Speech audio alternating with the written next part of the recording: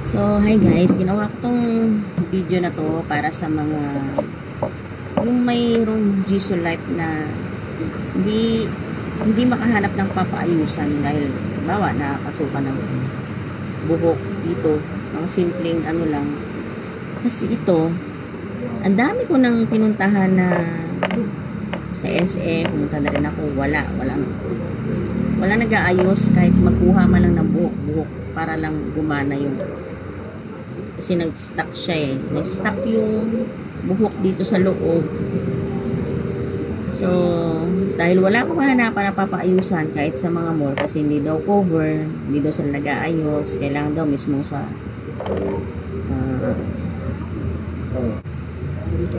dahil nakailang ikot na kami kung paano maayos yung Jisoo Life ko, at sobrang init na nga.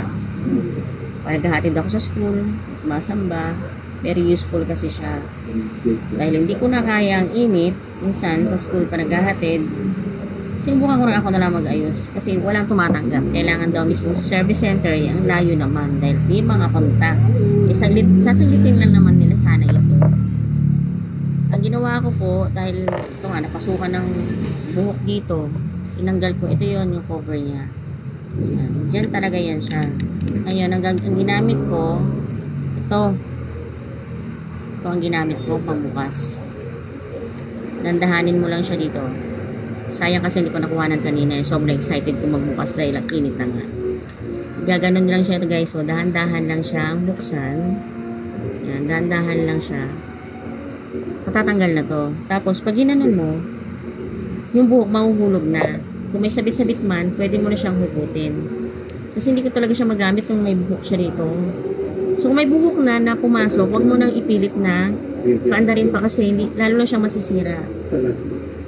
Itigil mo na, tapos gawan mo na ng paraan. Kung may warranty pa naman, pumunta ka na lang. Pero kung dahil ito kasi wala ng warranty, wala nang tumatanggap. So, sarili talagang sikap kung paano mo maayos ang sarili mong Jisoo Life.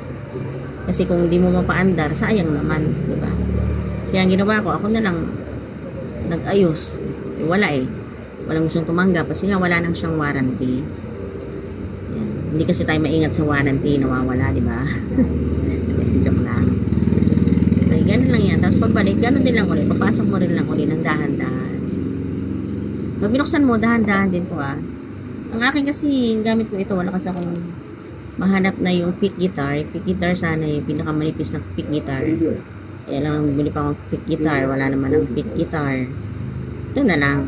Pero dahan-dahan lang para hindi masira. So, ibabalik na siya. Ganun na guys. Okay na. Magana na po siya. Ito. Pinandar ko. Gagana na siya. Yan.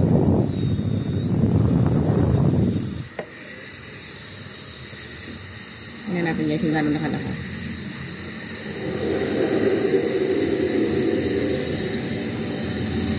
Magana na siya. Hanggang 158 pa lang to guys. Namo 100 niya ang lakas niya. Sinampon. Bili mo ang Jisoo Life. Natuwa lang kasi ako kasi napagana ko na siya.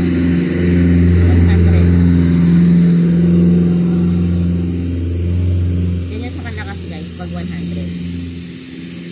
Para kalilip para malulunod.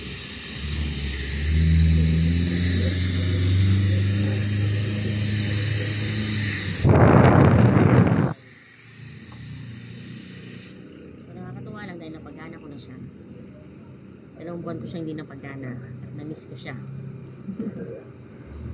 Ganun lang po.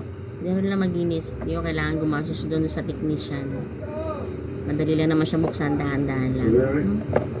Para lang yun sa mga walang warranty. Pero kung may warranty ka, dali mo na lang para maingatan yung dito. Kasi maselan yung dito Dito niya, maselan.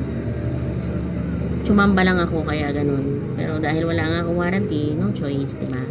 Bye guys.